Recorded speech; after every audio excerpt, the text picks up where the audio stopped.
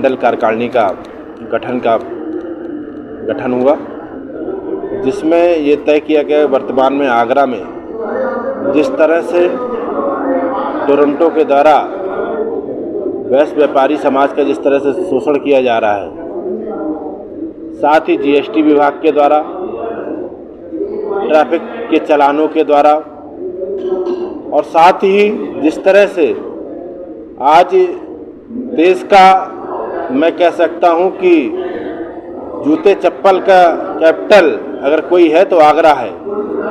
जो 1 जुलाई 2023 से जो मानक गुणवत्ता नियंत्रण आदेश जो लागू किया गया है, उससे आने वाले समय में आगरा महानगर का ये उद्योग, लघु उद्योग पूरी तरह से चरमरा जाएगा।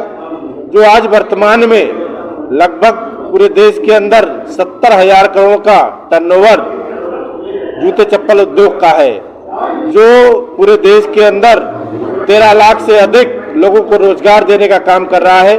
उसमें से सबसे बड़ा सेक्टर जो छोटा जो उद्योग है, जिसने 1 लाख, 2 लाख, 5 लाख रुपए तक की लागत लगाकर व्यापार करने का काम कर रहे हैं, उन सभी को 1 जुलाई से जिसका टर्नओवर 50 करोड़ से कम है, उसके लिए मानक ये है कि तत्काल प्रभाव से लेबोरेटरी लगाने का काम, उसके मानक निर्धारित करने का काम कर दिया गया।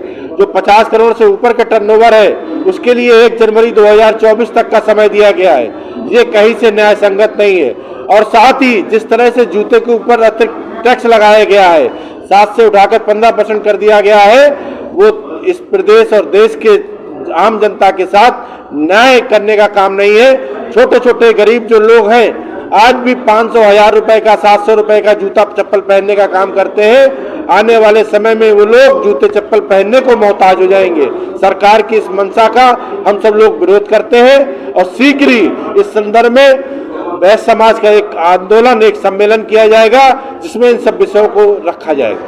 देखिए, आज राष्ट्रीय वैश्य परिषद की meeting hotel idea in Fatehabad road पर आहूत की गई, जिसमें शहर, जिला और मंडल की कमेटियों का निर्माण कर उनका शपथ ग्रहण समारोह का कार्यक्रम अगले महीने में किया जाएगा। और आगरा की समस्याएं, क्योंकि वैश्य समाज जो है व्यापारिक समाज है, लगभग जैसे टोरेंट उत्पीड़न कर रही है, जीएसटी वाले उत्पीड़न कर रहे हैं, ट्रैफिक पुलिस जिस तरीके से उत्पीड़न कर रही है, पुराने वाहनों को 15 साल का एस्टीमेट रख के उनको नष्ट करने का प्रावधान जो रखा गया वो भी गलत है। और फूड एक्ट में लेबोरेटरी टेस्टिंग की रिपोर्ट अपलोड करने की बात आई है नई, उसमें उत्पीड़न होगा निश्चित रूप से। और जूता उद्योग में जिस तरीके से नए नियम लगाए गए हैं, क्योंकि 65% जूता आगरा से ही बनता है देश का। आगरा के अंदर बचा कुचा मात्र एक उद्योग रह गया था, उसको भी उजाड़ने के लिए लॉबी तैयार बैठी है। इन सब के खिलाफ हम लोग शीघ्र ही आंदोलन करने जा रहे हैं और संगठन का निर्माण करके हम माकूल तरीके से, शांति तरीके से आंदोलन करेंगे और आगरा के व्यापारियों को इन सब चीज़ों से निजात दिलाएंगे।